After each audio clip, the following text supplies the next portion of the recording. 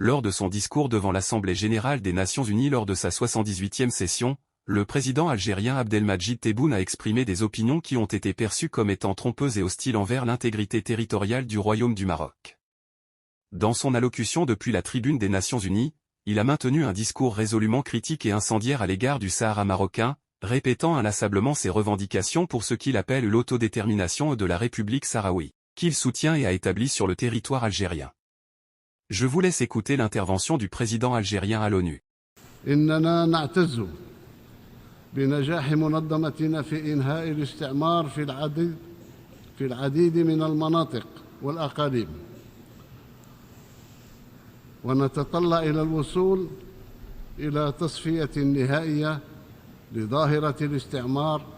مع آخر مستعمرة إفريقية، حيث لا زال الشعب بأكمله في الصحراء الغربية محروما من حقه الأساسي في تقرير المصير عبر استفتاء حر ونزيه يتوافق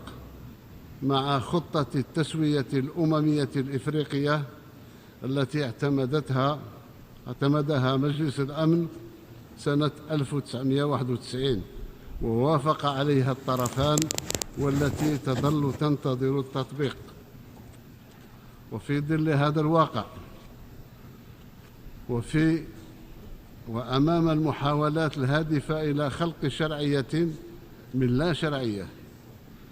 تقع على الأمم المتحدة مسؤولية صون مصداقية قراراتها مع واجب الإدراك الجماعي بأن دعم التنفيذ الكامل لقراراتها هو حفظ لهيبة هذه المنظمة. وفي هذا الإطار أجدد دعمنا لجهود الأمين العام لمنظمة الأمم المتحدة السيد أنطونيو غوتيريش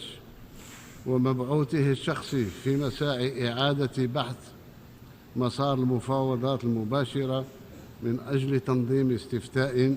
يسمح بتقرير مصير الشعب الصحراوي طبقاً لقرارات مجلس الأمن.